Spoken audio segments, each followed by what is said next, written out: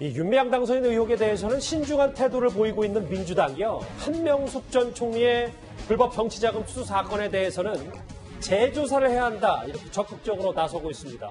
추미애 법무부 장관까지 한명숙 전 총리의 유죄 판결에 의문을 제기하는 것 같습니다. 법원의 판결을 따르지만 유감스럽게도 인정할 수는 없습니다. 법리에 따른 판결이 아니라 정치 권력이 개입된 불공정한 판결입니다. 깊이 문제점을 느끼고 있습니다. 이 부분에 대해서는 어떤 그 문제가 있는지 없는지 그런 구체적인 정밀한 조사가 있을 필요가 있다라는 점을 충분히 공감하고 있습니다. 김태현 변호사님, 네. 아직 이 사건에 대해서 자세히 모르시는 분들이어서 왜 갑자기 여권에서 단체로 함께 재조사 요구가 불거진 건지 그것부터 좀 알아봐야 될 것 같은데요. 일단 한명숙 사건이 뭐냐부터 이제 말씀을 드리면 예. 한신공영의 한만호 대표라는 분 돌아가셨습니다. 예. 한만호 대표라는 분으로부터 불법 정치자금 9억을 받은 혐의예요. 검찰이 기소를 했습니다.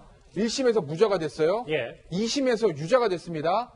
대법원에서 최종 유죄 확정 판결이 나왔어요. 물론 뭐 5명의 대법관은 소수 의견을 내서 일부 무죄 취지를 밝히긴 했는데 9억 중에서 3억에 대해서는 전원 일치로 유죄를 인정했어요. 나머지 한 6억에 대해서는 한 5 대법관은 무죄, 나머지 9명은 유죄 이렇게 된 거고요. 그래서 어쨌든 최종 2년이 확정이 돼서 만기 출소까지 다 하고 이제 끝났는데 문제는 얼마 전에 모 인터넷 언론에서 그 돈을 줬던 정치자금의 불법 정치자금 공여자였던 한만호 대표의 비망록을 소개를 한 겁니다. 예. 그 비망록에 보면 나는 원래 돈 준 적 없는데 검찰이 회유 압박 때문에 내가 검찰에서 허위 진술을 했어. 예. 이런 비망록이 공개가 된 거예요. 그러니까 여권 쪽에서 야 이거 봐. 이거 검찰의 조작이랑 잘못된 수사 아니야. 수사 재판 다 잘못된 거야. 뭐 이런 얘기가 나오는데 문제는 예. 이 한만호 씨 지금 돌아가셨어요? 한만호 씨의 이 옥중 비망록이 그동안 아무도 모르다가 지금 툭 튀어나온 거면 어머 이게 뭐야? 검찰의 압박으로 이런 얘기를 한 거 이게 될 텐데 예전부터 있었어요 이 비망록. 그러니까 새롭게 알려졌다면 뭐 그러니까 우리가 안 거는 지금 안 걸 수 있는데 예. 그 비망록은 이미 수사 당시에 검찰도 입수를 했었고 예. 검찰이 본인들에게 불리한 것임에도 불구하고 그 비망록을 증거로 법원에 제출을 했고 예. 그 법원 1심 무죄, 2심 유죄, 3심 유죄 하는 그 지난한 재판의 과정에서 한만호 씨의 그 비망록은 모든 법원의 판단의 대상인 증거에 들어가 있었다는 거예요. 그래서 지금 새롭게 나오는 게 아니라는 거죠. 인터넷 언론에만 새롭게 등장했을 뿐. 그러니까 저는 궁금한 거죠. 그 비망록은 뭐 어쨌다는 거죠? 이미 다 그거 판단이 끝난 얘기인데? 예.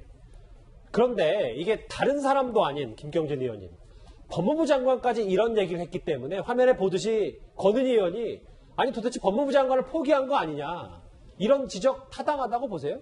이게 일견 타당성이 있죠. 그러니까 방금 김태현 변호사께서 대략 설명을 한 대로 예. 사실은 이 사건은 절대로 뒤집힐 수가 없는 사건입니다.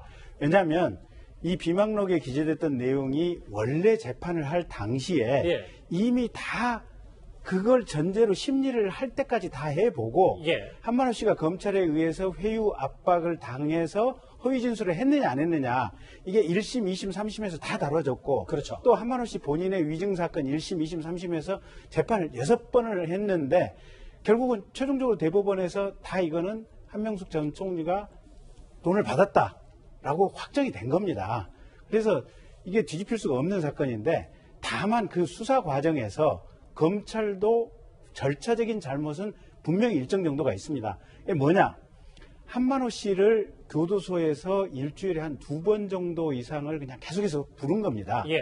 불러서, 사실은 불렀으면 조사를 하고 조서를 받았으면 이게 기록에 남아야 되는데, 불러서 조사를 했는지 안 했는지가 불투명하고, 이게 조사를 한 이후에 조서에 남겼다는 기록이 없이 소환하는 게 굉장히 많아가지고 그 부분 때문에 지금 이제 논란이 이제 되는 건데, 결국은 지금 장관께서 저렇게 얘기를 하고 있는 것은 재심을 할 수 있는 기초 근거를 지금 법원이나 검찰에서 좀 찾아내라, 이렇게 얘기를 하는 거거든요, 보면. 예. 근데 검찰 입장에서는 이미 두 개의 사건에서 다 확정이 됐고, 법원 입장에서도 대법관들까지 전원일치로 유죄 판결이 난 부분인데 그걸 어떻게 찾아내란 말이냐, 결국은 이런 항변들인 겁니다. 그러면 의원님, 내가 짧게 하네. 그러면 속내를 좀 보면 복권, 뭐 뒤집힌다, 뭐 이런 것보다 약간의 검찰의 흠집내기, 검찰을 겨냥한 뭐 이런 거라고 좀 봐도 되는 겁니까? 근데 제가 추정하기에는 실제로 한명숙 전 총리 입장에서는 본인이 복권하고 싶은 강한 의지나 욕망이 있기 때문에 아하. 제 기억에는 문재인 대통령 취임 직후에도 이 문제가 한번 튀어나왔던 적이 있거든요.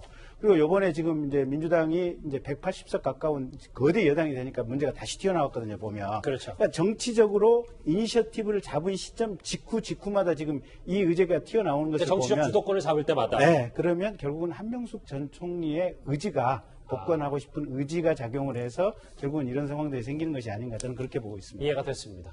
여당과는 달리요. 그런데 미래통합당은 그 시간에 윤미향 당선인 의혹부터 해결하라고 비판하고 있습니다. 문제의 심각성이 간단치 않은 게 이게 국가 권력에 의한 불법 내지는 국가 권력에 의한 범죄가 될 가능성이 높다는 겁니다. 윤미향 당선자와 정의기억연대에 대한 의혹이 걷잡을 수 없이 커지자 국민들의 시선을 돌리려는 전형적인 물타기 시도일 것입니다. 그러니까 정말 억울하면 새 증거 갖고 재심 신청할 일이 되는데 왜 장관 무형까지 다 나서냐. 그래서 혹자는 여당이 지금 거대 여당, 슈퍼 여당 됐으니까 본격적으로 윤석열 총장 이걸로 겨냥하는 거 아니냐라는 해석도 있거든요. 뭐 그렇게 볼 수 있는 측면도 없지는 않은 것 같습니다. 그 재심의 요건이 굉장히 까다롭기 때문에 실질적으로는 어렵지만 재심의 요건 가운데 아까 그 우리 김 의원님이 잠깐 지적했던 부분 회유나 뭐 압박이나 이 부분이 만약에 그 유죄가 확정된다면 그것도 그 재심의 사유는 될 수 있습니다. 그렇다면은 뭐 그걸 한번 시도해 볼 수 있다는 생각할 수도 있고 또 그렇지 않더라도 그 아까 얘기했던 회유와 협박 이 부분이 재심의 대상은 아니라도 공수처의 수사 대상은 될 수 있는 거 아니냐. 이 부분을 그 생각하는 것 같고 그렇게 된다면은 공수처 출범과 함께 검찰에 대한 어떤 그 굉장히 압박도 되고 주도권을 잡을 수 있다. 이런 고려를 그 여권에서 할 수 있을 것 같은데 예. 그와 함께 또 하나는 그 한명숙 전 총리 개인에 대한 어떤 그 여권 인사들의 좀 인간적인 그 배려라고 할까 그런 생각도 조금 있는 것 같긴 합니다. 왜냐하면은 8억 8천만 원의 추징금을 그 선고받았는데 예. 그 중에서 뭐 아파트 뭐 좀 정리하고 해서 2억 원 내고 지금 7억 정도가 남았는데 아하. 그거를 못 내서 지금 뭐 사실은 생활이 굉장히 좀 그 쉽지는 않다고 하니까 그런 부분도 조금 예를 들어서 복권이 돼서 어떤 뭐 활동을 하거나 하면은 조금 도움이 될 수 있지 않나 이런 고려도 한편에는 깔려 있는 것 같습니다. 글쎄, 한명숙 전 총리에 관련 유죄 판결 뒤집기 논란 관련 소식 여기서 정리하겠습니다.